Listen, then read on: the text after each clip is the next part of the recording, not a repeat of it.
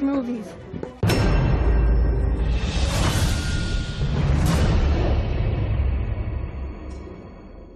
They have a bunch of dishonest people. They created ISIS. Hillary Clinton created ISIS with Obama. Created with Obama. Actually, if you believe what's being told to you, and I just don't know why anyone would believe anything that comes out of the mouth of virtually any Western leader, whether it be Obama or Bush or any of the rest of them, all of these people are nothing but patent liars, and everything they say is pretty much the opposite of the truth. So I don't accept virtually anything they say. There is absolute continuity between the policies of Iraq and breaking it up and breaking up Syria as well. It is beyond naive to suggest that the U.S. doesn't have its fingerprints all over ISIS. There is absolute continuity, but the actual policy, just like the Project for a New American Century laid out very clearly, that a, quote, new Pearl Harbor would be necessary to achieve this goal of full spectrum dominance, you could never tell the American people, or the world for that matter, we're going to fight wars of aggression where we're going to have to invade and occupy, we're going to have to spend hundreds of billions, if not trillions of dollars to achieve the goal of full spectrum dominance, which is to control, absolute control over air, land, sea, and space and cyberspace. The American people never would have bought it, so you can't tell them that. You have to tell them a bunch of lies. And we see this over and over again, that there must always be a boogeyman. In fact, you're sitting in Russia now. For 50 years plus, we were fighting this Cold War that really was an absolute charade to begin with. There never really was a threat of a Soviet invasion. And for decades, we spent insane amounts of money developing nuclear weapons to the point of really completely, totally collective insanity. And here we sit today in a world that threatens a third world war with a policy that is clearly intended to totally destroy Syria. Let's see what happens.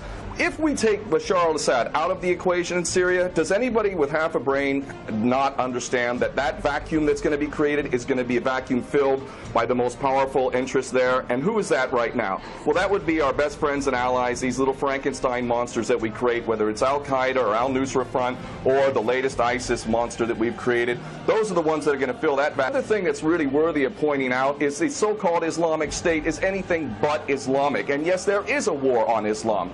Islam is very understood by many Muslims around the world to be absolutely 100% forbidden for you to forcibly convert somebody to Islam or kill them. This is totally untrue. Back in the medieval times, when there was Muslim empires, it was an absolute understanding and policy amongst the Muslims who were in charge at that time that those who practiced whatever religion were allowed to continue practicing that religion, and they were not even forced to pay taxes into the Muslim empire itself. However, if people wanted to practice that religion, they would not be able to derive the benefits of the tax system and so on and so forth. The bottom line is no Muslim in their right mind would justify going in and literally executing men, women, and children simply because they don't convert to your religion. These people are not Islamic. They are creations of the monster, which is the empire of the United States and all its cohorts in Israel and England in particular. And this monster is purposely created to justify the continuing insanity of the never-ending war policy, which is really the core of America. And that is exactly why I renounce my U.S. citizenship. This madness cannot be considered anything but the major threat to the world.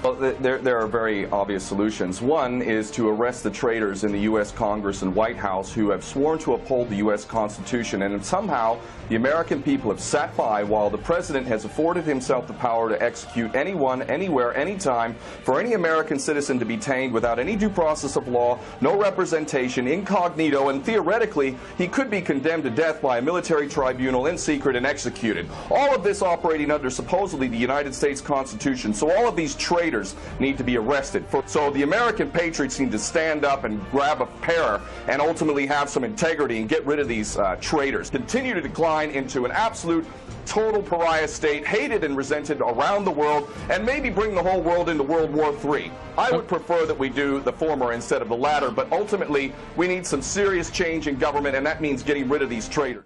They've created ISIS. Hillary Clinton created ISIS with Obama. Created with Obama.